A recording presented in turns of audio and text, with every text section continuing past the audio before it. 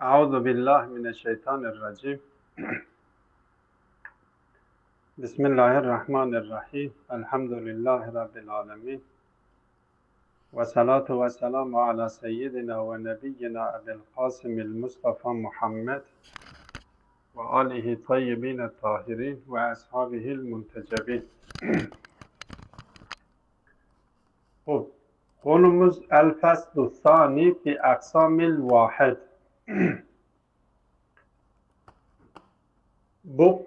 Bugünkü konumuz vahid ve fahidin kısımları hakkındadır. Biz genel anlamda bu 8. merhalenin 1. faslında demiştik ki vücut 2 kısımdır. Ya kethirdir ya vahiddir. Ve kethir vahid bağlamında genel kavramlar olduğunu söylemiştik. Ve vahidin birkaç manaya geldiğini bir itlakı bir itibarı itlak şeklinde alırsak mutlak vahid aldığımız zaman kesiri de barındırıyor. Kesreti de kendi içinde barındırıyor. Ama vahdet mukayeseli, kesrete mukayeseli kıyasla değerlendirildiği zaman kesretle tekabül içerisinde olduğunu söylemiştik. Elbette bu genel bir kuraldır. Yani her varlığı haddi zatında değerlendirmek ya her kavramı haddi zatında fi haddi zatihi haddi zatında değerlendirmek veya başka bir şeyle mukayese ederek kıyaslayarak yapmak, değerlendirmek farklı oluyor. Ki bunu konuştuk, bunu değerlendirdik ve bir sonuca bağladı Allame Tabatabai.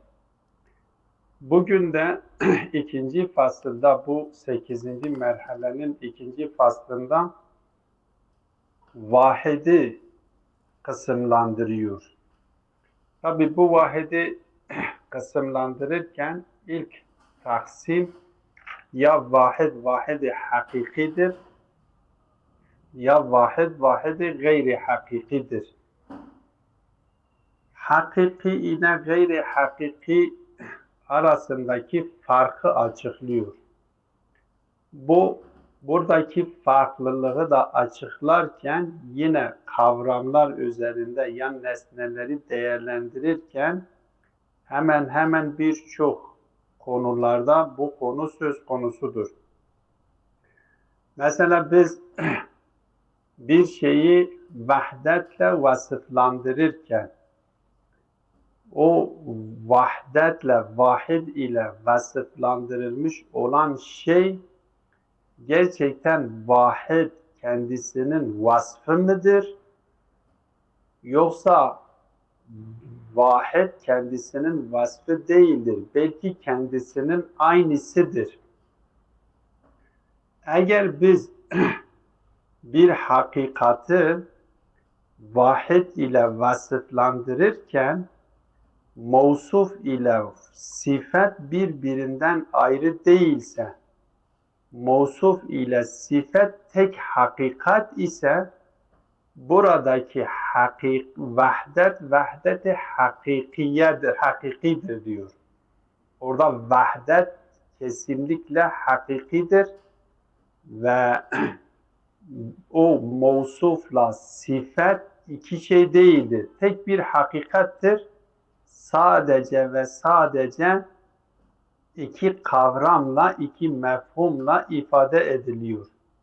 Yoksa birisi mevsuf, birisi sifet şeklinde değildir.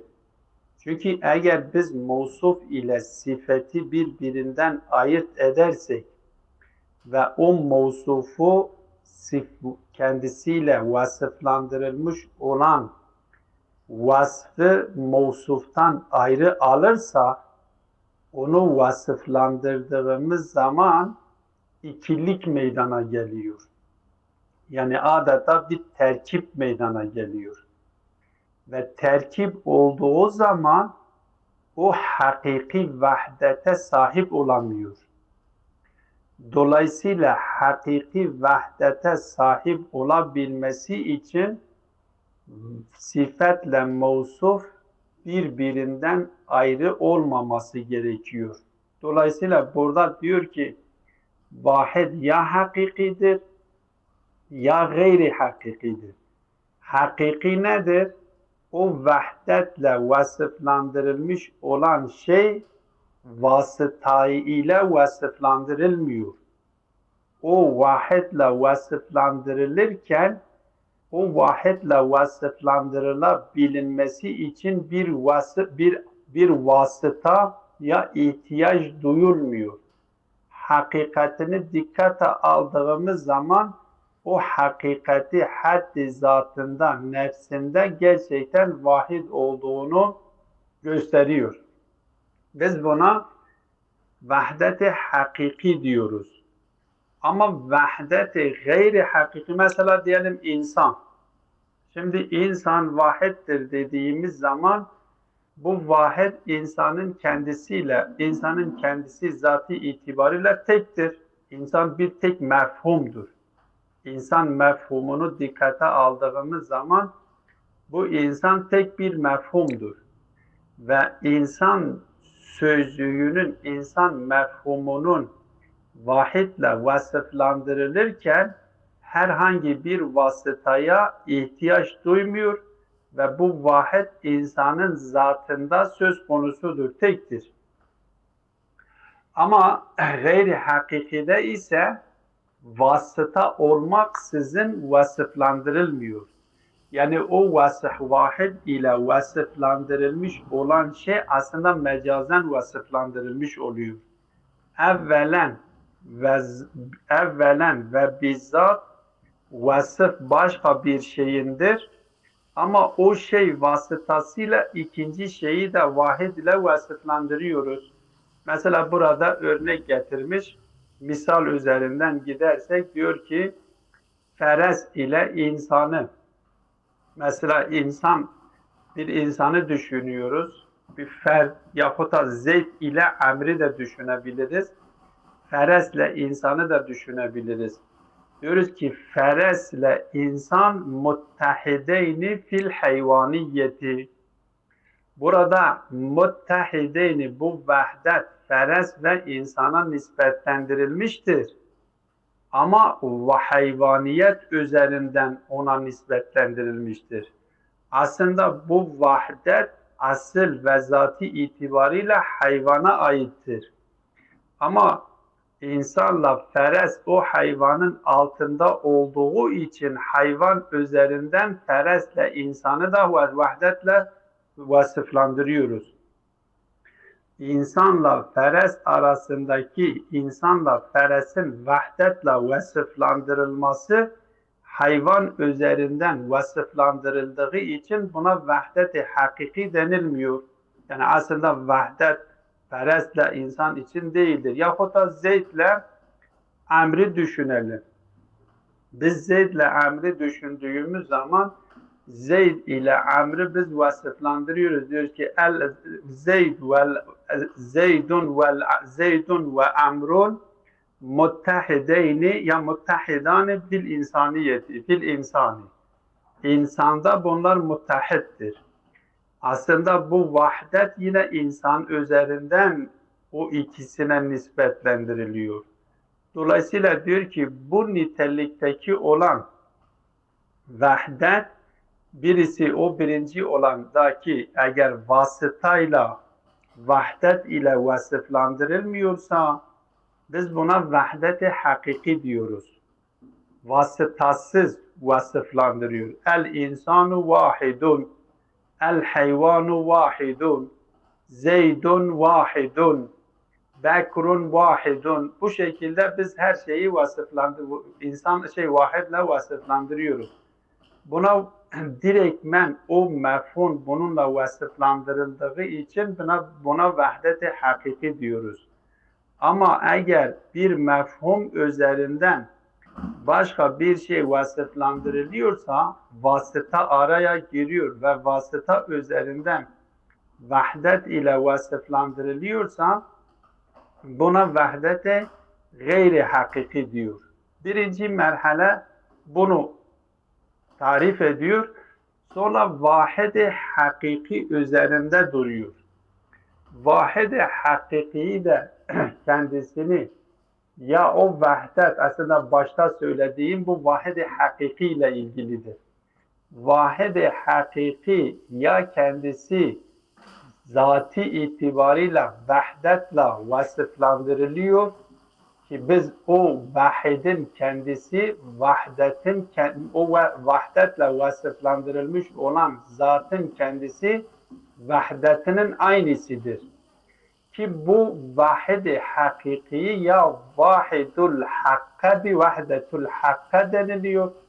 Ki bu vahdetul hakka vahdetle, o vahdetle vasıflandırılmış olan iki şey değildir. Hatta vahid-i hakikide o ikilik söz konusudur. Ama vahdet-i hakkade ikilik diye bir şey söz konusu değildir. Bir şey kendisi vahdet ile kendisi aynı şey ise sırf mesela diyor ki vahdetu sırf min kulli şey, her şeyin kendisi zati itibariyle biz dikkate aldığımız zaman onda vahdet ayrı, kendisi ayrı değildir. Kendisi her şeyin sırf kendisi olan diyor ki nedir? Vahdet-i hakiki orada söz konusudur. Ve vahdet-i hakikide ki vahdet-i hakka deniliyor buna. Vahdet-i hakiki ki vahdet-i hakkadır. Yani o vahdetin kendisi o vahdetle vasıflandırılmış olan iki şey değildir. Hatta insanda insan vahidle vasıflandırılırken her ne kadar vahdet-i hakiki ise de ama orada vahid ile insan birbirinden ayrıdır. Bir merhale daha üst merhaleye gidiyor. Bu hakiki olan vahdetin kendisi de iki kısımdır diyor. Bir tanesi vahdetul hakkadır. Bir tanesi de vahdetu gayrul hakkı. Vahdetul hakkada o vahdetle vasıflandırılmış olan şeyle vahdet iki şey değildir. Tek bir hakikat söz konusudur. O hakikate hem vücut deniliyor hem vahdet deniliyor. Yani kendisinde iki sıfatla mevsuf birbirinden ayrı değildir. Sıfatla mevsuf birbirinden ayrı olduğu zaman yine bir ikilik meselesi söz konusudur. Çünkü terkip mesele, birisi mevsuftur, birisi sıfattır.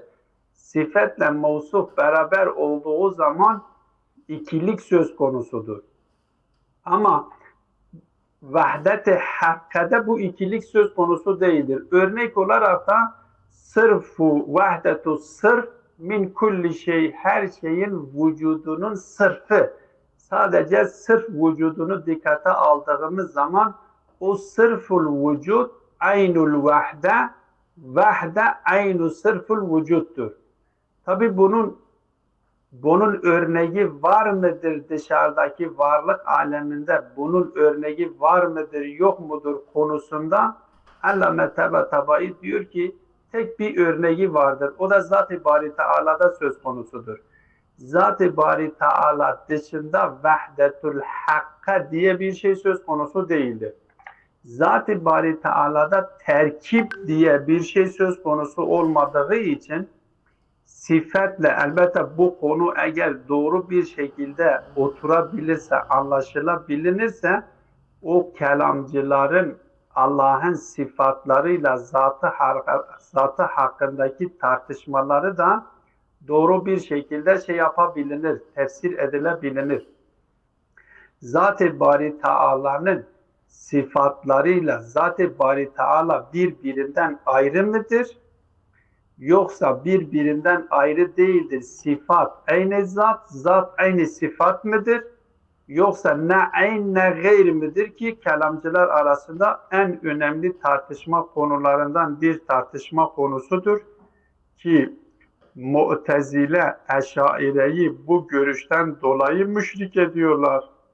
Ve Mu'tezile de elbette buradaki şirki o Kur'an-ı Kerim'deki putperestlerdeki şirkle aynı tutulmuyor. Yani her ne kadar şirk ile değerlendiriyorlar ise de o derecedeki şirk değildir. Farklı bir merhalede Kur'an üzerinden, Kur'an'ın ayetleri üzerinden yapılmış tevil sonucunda şirk olduğu için o putperestlikle gerçekleşmiş olan şirkten farklı görüyorlar. Ve aynı zamanda Eşaire de Mu'tezile'yi bunu şey yapıyorlar, kınıyorlar. Hani Mu'tezile'yi müşrik olarak nitelendiriyorlar. Mu'tezileleri de müşrik olarak nitelendirmeleri terfiz olasılığına kail olduğundan dolayı. Eşaire, Maturidiye sıfatları zattan ayrı kabul ettiklerinden dolayı Zat-ı Bari Teala'yı mürekkep kabul ettiklerinden dolayı onların görüşünü söylüyorum, onların yorumlarını söylüyorum. Ki bu konu orayla irtibatlı olduğu için vahdet-i hakka eğer doğru bir şekilde anlaşılabilirse bu sıfat konusunu da bu vahdet-i hakka üzerinden, vahdet-i hakka ile vahde-i gayri hakka üzerinden değerlendirebiliriz. Yani konunun orayla irtibatlı olduğunu söylemek istedim. Hop. Mu'tezile diyorlar ki Zat-ı Bari Teala'nın sıfatlarını Zat-ı Bari Teala'dan ayrı, yani sıfat mevsuf ayrı olduğu için birbirinden ayrı olduklarını kabul ettiklerinden dolayı bu sefer Zat-ı Bari Teala için şey kabul etmiş olurlar. Mürekkep kabul etmiş oluyorlar ve 9-8 tane sıfatlarla beraber 7 tane sıfat-ı zati vardır. Zat-ı Bari Teala ile birlikte 8 tane oluyor. 8 tane kadimi kabul ettiklerinden diyor müşriktir. Yani Mu'tezile, Eşaire ve Maturidiye'yi bu şekilde değerlendiriyorlar. Hala doğrudur ya da yanlış mıdır o şey değildir. Ama her halükarda bu konuyla irtibatlıdır. Eğer biz vahdet-i hakka, buradaki anlamda vahdet-i hakkadan bahsederken, tarif ederken diyor ki vahdet-i hakkada 2 tane şey söz konusu değildir. 2 tane hakikat söz konusu değildir. Yani bir hakikate mevsuf diyelim, bir hakikate de sıfat diyelim. Sıfat arızdır, mevsuf zattır. Böyle bir şey söz konusu değildir. Vahdet-i hakkada sıfat ile mevsuf ayrımı söz konusu değildir. Her şeyin ruhu, o her şeyin sırf o oluşu vahiddir ve kendisi artık ikiliği kabul etmiyor. Vahid demek yani o sırf şey. O sırf şey demek vahid demektir. Sıfat, mevsuf diye bir şey söz konusu değildir. Ayrı değildirler. Bunlar bir şekilde tek bir hakikattir. Bu şekilde bu nitelikteki olan hakikate vahdetul hakka deniliyor. Bunun mistakı var mıdır yok mudur? Allame Tabatabayi 2 noktaya bu bağlamda 2 noktaya da işaret ediyor. Diyor ki sırfu şey la yusenna, yani sırfu şey ikileme de söz konusu olamaz. Yani ikilik iki olamıyor, tekrarlanamıyor. Bu vahdet-i adedi karşısındadır. Vahdet-i adedi tekrarlanabilir. Zat-ı Bari Teala'da böyle bir şey söz konusu olmadığı için Allame diyor ki vahdet-i hakka için örnek sadece Zat-ı Bari Teala için söz konusu olabilir. Diğer varlıklarda hatta mahiyeti de dikkate alırsak mahiyet vahid olmasına rağmen mahiyet yine vücut vasıtasıyla vahid olduğu için vahdet-i hakka denilmiyor. Her mevcutta biz mahiyet ve vücuttan terkip olunduğu için orada vahdet-i hakka diye bir şey tasavvur edilemiyor. Vahdet-i hakka sadece ve sadece Zat-ı Bari Teala'da söz konusudur. Vahdet-i gayri hakkada ise kel insanil vahid gibi misal getiriyor. İnsan-ı vahidi vahdet-i hak, gayri hakkadır. Niye? Çünkü insan her ne kadar kendisi vahidle vasıflandırılıyor ise de ama insan mefhumunun ifade etmiş olduğu mana ile vahid kelimesinin sözcüğünün ya mefhumunun ifade etmiş olduğu mana vahiddir, farklıdır ve bu kendisi için vasıflandırılmış olan mevsuf ki insandır ve sıfat olarak getirilmiş olan vahid iki tanedir. Bu iki tane olduğu için her ne kadar vahidle vasıflandırılması vahdet-i hakikidir ise de çünkü vasıtayla vahidle vasıflandırılmamıştır. Zati itibariyle vahidle vasıflandırılıyor. Zati itibariyle vahidle vasıflandırıldığı halde vahid vasıtasız vahidle vasıflandırıldığından dolayı vahdet-i hakikidir, gayri hakiki değildir. Ama vahid-i hakka değildir. Niye? Çünkü sıfatla mevsuf birbirinden ayrıdır. Dolayısıyla sonuç itibariyle ilk önce Allame geliyor.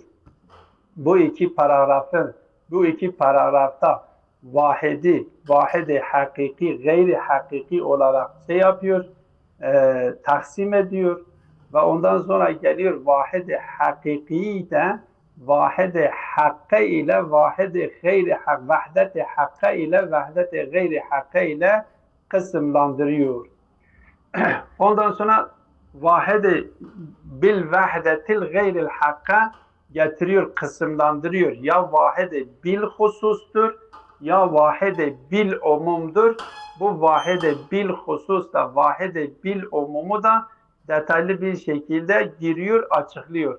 Biz vahid-i bil hususla gayri hakkayı kısımlandırırken, çünkü hakkayın örneği sadece Zat-ı Bari Teala'dır, onu artık kısımlandıramıyor. Ama vahdet-i gayri hakkayı getiriyor, kısımlandırıyor. Vahdet-i gayri hakkayı da diyor ya vahid-i bil husustur ve bunun için birkaç kısım getiriyor ve birkaç tane mistak zikrediyor.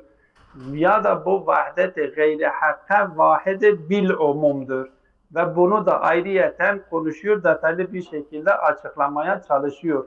Biz oraya geçmeden vahid-i bil husus ve vahid-i bil umuma geçmeden o iki paragrafı bir uygulayarak tatbik edelim. Ondan sonra ona geçelim eğer vakit olursa. Hop. Fi aksamil vahidi. El vahidu imma hakikiyyun ve imma gayru hakikiyyin. Vahid ya hakikidir, kesret üzerinde durmuyor şimdi. Sadece vahdet üzerinde duruyor. Diyor vahid ya hakikidir ya gayri hakikidir. Vahid-i hakiki nedir? Ma ittesefe bil vahdeti bi nefsihi min gayri vasitetin fil urud. Yani herhangi bir vasıta araya girmeden vasıtasız vahdetle vasıflandırılmış olanlara vahdet-i hakiki ya vahid-i hakiki deniliyor. Mesela bunun anlaşılması için cisim biz getiriyoruz. Mesela ebyadla vasıflandırıyoruz. Cismi ebyadla vasıflandırabilmemiz için beyaz vasıtalık yapıyor. Cismin kendisinde beyazlık söz konusu olmadığından dolayı vasıtayla ebyadla vasıflandırıldığı için buna vasıtayı bil uruz deniliyor. Yani ben bir şeyi ekleyerek, o mevsufa arz ederek ondan sonra onunla vasıflandırabiliyorum. Eğer vasfa bir şeyin başka bir şeyle vasıflandırılması için bir vasıtaya ihtiyaç duyuluyorsa ona hakiki denilmiyor. Ama vasıtaya ihtiyaç duymadan vasıflandırılıyorsa ona hakiki deniliyor. Biz eğer burada vahidi biz vasıf olarak alırsak bazı mevsuflar vasıtasız vahidle vasıflandırılıyor. Erkel insanil vahid, insan-ı vahid gibi biz insana herhangi bir şey vasıta edinmeden biz vasıtı vahid ile vasıflandırabiliyoruz. Öyleyse insanın vahidle vasıflandırılması vahid-i hakikidir. Ve gayrul hakikiyye, gayri hakiki bir hilafihidir. Yani vasıte fil uruz vardır. Orada vasıtetul fil uruz yoktu. Onu vasıflandırmak için bir şeyin eklenmesine ihtiyaç yoktu.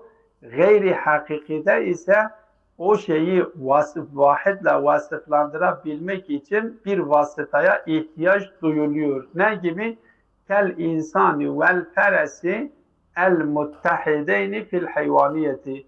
Biz feresle insanı vahidle vasıflandırıyoruz ama hayvaniyet üzerinden vasıflandırıyoruz. Demek ki asıl itibariyle bu vahid hayvanın vasfıdır. Eğer bu vahid feres ve insana nispetlendiriliyor ve onlara vasıf ediliyorsa hayvan vasıtası üzerinden olduğu için aslında mecazdır. Şey gibi örneklerden mesela bazen biz diyoruz kanal akıyor. Kanal su kanalına yaptığımız zaman diyoruz ki kanal akıyor. Kanal akıyor dediğimiz zaman aslında akıntı kanala ait değildir. O akıntı suya aittir evvelen ve bizzat. Su kanalda hareket ettiği zaman kanalda aktığı için biz diyoruz kanal akıyor. Oysa kanal akma diye bir şey söz konusudur, değildir. O su vasıtasıyla biz kanalı bile akıtmayla vasıflandırabiliyoruz. Bu vasıta bir uruz olmuş oluyor. Burada da aynı şekilde insanla feresi biz vahidle vasıflandırıyoruz. Aslında buradaki vahid vasfı hayvaniyettir, hayvanındır. Ama hayvan üzerinden biz mecazen insanla feresi de vahidle vasıflandırıyoruz. Dolayısıyla buna bu şeye diyoruz gayri hakikidir. Bu vahdet-i hakiki değildir. Belki mecazidir. Vel vahidul hakikiyye vahid-i hakiki imma zatun muttasifetun bil vahdeti ve imma zatun hiye nefsul vahdeti. Dikkat edin. Bakın birincisinde zat ayrıdır, vahdet ayrıdır. Zatı ayrı tasavvur ediyoruz, vahdeti ayrı tasavvur ediyoruz. İkincisinde ise zat vahdetten ayrı tasavvur edilmiyor. Vahdet de zattan ayrı tasavvur edilmiyor. İkincisinde zat ile vahdet bir hakikattir. Zat aynul vahdeti vel vahdetu aynul zati. O ikincisinde öyledir. Ama birincisinde ise diyor ki zatun, hunake zatun, bir zat söz konusudur. Bir de vahdet söz konusudur. Ve o zat muttasifetun bil vahdeti. İkile sifet, mevsuf iki tanedir. Sifetle mevsuf birbirinden ayrı kabul edildiği zaman o sifetle mevsufla beraber tasavvur ettiğimiz zaman kendisi mürekkeptir. Sifet ayrıdır, mevsuf ayrıdır. Sifetle mevsuf birleşmiş. Öyleyse buradaki bu hakikat mürekkeptir. İki parçadan oluşmuştur. Ama eğer biz vahdeti zattan ayrı tutmasak, vahdeti zatın aynısını kabul edersek, zat eşittir vahdet, vahdet eşittir zat. Bu şekilde kabul edersek aslında sifet mevsuf diye iki şey bir söz konusu değildir. Tek bir hakikat söz konusudur. O hakikate bazen zat diyoruz, bazen de vahdet diyoruz. Eğer vahdet ile zat nefsi birbirinin aynısı ise bunlara ne diyor? Diyor ki es-sani hiyel vahdetul hakkatu. O ikincisi nedir? Vahde-i hakkadır. Ke vahdeti sırf min kulli şeyin. Her şeyin o sırf ona ait olan vücudunu dikkate aldığımız zaman her şeyin sırfı, yani kendisi dışındakini tasavvur etmeksizin zatını sırf ona ait sırfını aldığımız zaman, mesela Zat-ı Bari Teala'nın sırfını aldığımız zaman Zat-ı Bari Teala ademi de barındırmıyor. Ademi de barındırmadığı için besitul mahzdir. Ama Zat-ı Bari çünkü mahdut değildir, sınırlı değildir. Onun sırfı tek bir hakikattir. İkilik onda söz konusu olamaz. Zat-ı Bari Teala dışındaki varlıkları dikkate aldığımız zaman onlar sınırlı olduklarından dolayı bir adem-i mayı da barındırıyor. O ademi barındırdıkları ademi dikkate almıyoruz. Sadece onların o vücut yönünü, o var olan sırful vücut boyutunu aldığımız zaman ona da ne diyoruz? Ona da vahdet-i sırf diyoruz. Vahdetül hakka diyoruz. Ama çünkü dışarıdaki bu mümkün olan varlıklar kendileriyle beraber şeyi barındırıyor, ademi barındırıyorlar. Onlara da vahdet-i hakka denilmiyor. Onun için Allame, gerçi bu kitapta işaret etmiyor, diğer kitaplarında Nihayetül Hikme kitabında buna işaret ediyor. Diyor ki Vahdetül Hakka'nın tek bir mistakı vardır. O da Zat-ı Bari Teala'dır. Zat-ı Bari Teala dışındaki varlıklar Vahdetül Hakka değildirler. Niye? Çünkü onlarda bir adem söz konusudur. Yani yine adem terkip söz konusudur. Terkip söz konusu olduğu için orada yine Vahdetül Hakka söz konusu değildir. Onun için diyor "Es-sani hiyel vahdetul hakkatu ke vahdetis sırf min kulli şeyin." Bu bir şeyidir. Her varlığın sırf şeyi öyledir. Bu vahdetle vasıflandırılıyor. Ve izâ kânet ayne zâti kel vâhidu vel vahdetu fihi şey'un vâhidu. Hop. Vahdet ne oldu? İzâ kânetil vahdetu ayne zât. Hop. Vahdet zatın aynı oldu. Zat aynul vahde, vahde aynul zat olarak kabul ettiğimiz zaman fel vahidu vel vahdetu fihi şey'un vahidu. O vahid vasıf olarak getirilmiş olan vahid ve vahdetin ikisi de her ikisi tek bir hakikattir. Ve o zatlarıyla aynıdır. Bu ikinci için diyor ki vahdetül hakkadır. Vel evvelu birincisi ise huvel vahidu gayrul hakkı. Vahide hakka değildir. Kel insanil vahidi, insani vahid gibi. İnsani vahid, insan hakiki olarak vahdetle vasıflandırılıyor. Ama insandaki vahid, insanın kendisi değildir. İnsanın kendisi de vahid değildir. Yani vahid sözcüğünün ifade etmiş olduğu mana, insanın ifade etmiş olduğu mana, vasıflandırılmış olan mevsuf, vasıf olarak getirilmiş olan vahid iki olduğu için bunlar aynı birbirine bir diğeri değildir. Bir diğeri olmadığı için buna vahdet-i hakka denilmiyor. Belki diyor ki vahide gayri hakka olarak isimlendiriliyor. Vel vahidu bil vahdetil hayril hakka. Artık vahide hakka üzerinde artık konuşmuyor burada. Getiriyor ikinci vahdeti, birinci vahdeti, vahdeti gayri hakkayı diyor ki imma vahidun bil husus ve imma vahidun bil umum. Ya vahide bir husustur ya vahide bil umumdur. Vel evvelu huvel vahidu bil adad. Mesela adet bil husustur. Her adetin kendisine aittir. Vahid mesela 5 sayısını aldığımız zaman kendisi vahiddir ve husustur, kendisine aittir. Ve huve ellezî yef'alu bi tekerrurihi el adad. Bu hangi vahdet bir husus, hangi vahdettir? Kendisinin tekrarlanmasıyla sayılar şekillendiriliyor. Mesela diyelim ki 1 tekrarlandığı zaman 2 oluyor. 2 tekrarlandığı zaman tekrar o 1 tekrarlandığı zaman 3 oluyor. Kendisinin tekrarlanmasıyla yani tekrarlanabiliyor. Kendisinin tekrarlanmasıyla adet ne geliyor? Adet meydana geliyor.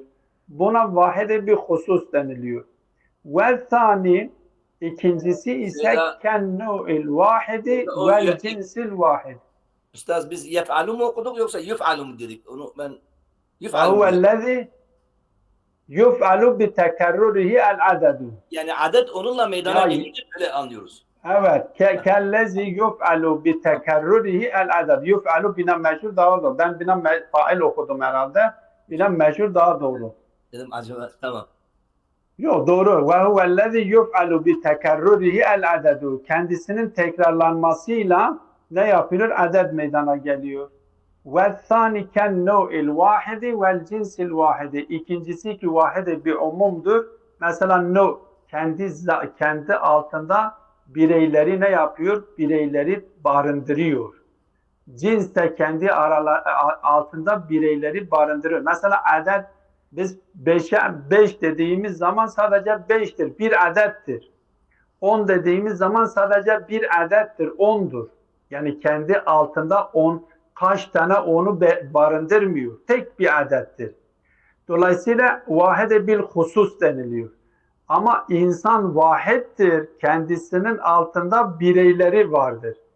Cins vahidle vasıflandırılıyor ama altında bir nö'ler vardır, tür vardır.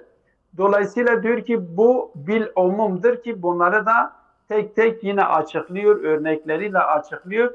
Sanırım burada bakalım, yapalım, burada duralım, devamını vahide bil husus üzerinden.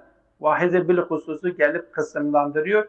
Vahide bil husus kısımları için üzerinden farklı örnekler de getiriyor. İnşallah bunu yarın okuyacağız. Bir şey söyleyebilir miyim? Bir şey söyleyebilir miyim hocam? Vahdeti sarf min kulli şeyin orada sırf mahda diyebilir miyiz? Vahdetil mahd. Mahd. Aynen sırful vücut, mahdul vücut. Yani o manada. Yani her şeyin özü. Tamam, aynen. Her şeyin özü. O vahdeti hakkadır. Elbette dediğim gibi her mümkün olan varlıklarda her şeyin özünü aldığımız zaman biz vahdeti hakka diyebiliyoruz. Evet. Ama bu mümkün olan varlıklar ademi barındırdıkları için bir şekilde bir terkip vardır. Yani müteşekkilun minel vücudu vel adem. Onun için mesela diyelim ki biz insanı ne yapıyor? İnsanı vasıflandırdığımız zaman hem alimdir hem cahildir diyebiliyoruz. Hem olumlu sözcükleri kullanıyoruz hem olumsuzluğu ifade eden sözcükleri kullanabiliyoruz. Niye? Çünkü olumlu olan sözcükler onun vücut boyutuna işaret ediyor. Olumsuz olan sözcükler de onun yokluk boyutuna işaret ediyor. Öyleyse müteşekkilun minel vücudi vel adem. Terkip olmuş oluyor. Dolayısıyla yine vahdet-i hakka olmuyor. Ama Zat-ı Bari Teala için had söz konusu olmadığı için sonsuz gayri nihai olduğundan dolayı ademi barındırmıyor. Ademi barındırmadığı için Zat-ı Bari Teala'ya hep olumlu sözcüklerle ifade ediyoruz. Olumsuz sözcüklerle ifade etmiyoruz. Olumlu sözcükler de daha önceden de söylemiştim. Bizim kullandığımız sözcüklerin tamamı iki kategoridedir. Ya olumluluğu ifade ediyor ya olumsuzluğu ifade ediyor. Olumluluğu ifade edenler hep vücuda dönüşüyor, olumsuzluğu ifade edenler ademe dönüşüyor. Zat-ı Bari Teala'yı sadece olumluluğu ifade eden sözcüklerle anlatmaya çalışıyoruz. Niye? Çünkü o adam barındırmıyor ki. Onun için oradaki vahdet vahdetu sırftır, vahde-i hakkadır. Diğer varlıklarda adam olduğu için biz sadece o adamı tasavvur etmediğimiz zaman vücutlarını, o sırful vücut boyutunu tasavvur ettiğimiz zaman ona vahdetu hakka diyebiliriz. Ama yok bir mutlak anlamda onu tasavvur ettik bir vücuttur ki şeylerle hem vücutla donanmış hem adamla donanmış. Bu şekilde tasavvur ettiğimiz zaman orada mürekkep olduğunu kabul ettiğimizden dolayı yani mürekkep olduğu için vahdetü sırf denilmiyor. Vahdetü hakka denilmiyor. Cezakumullahu hayran kesir. Evet. Allah razı olsun. Esabakumullahu hayran kesir. Nefa'akum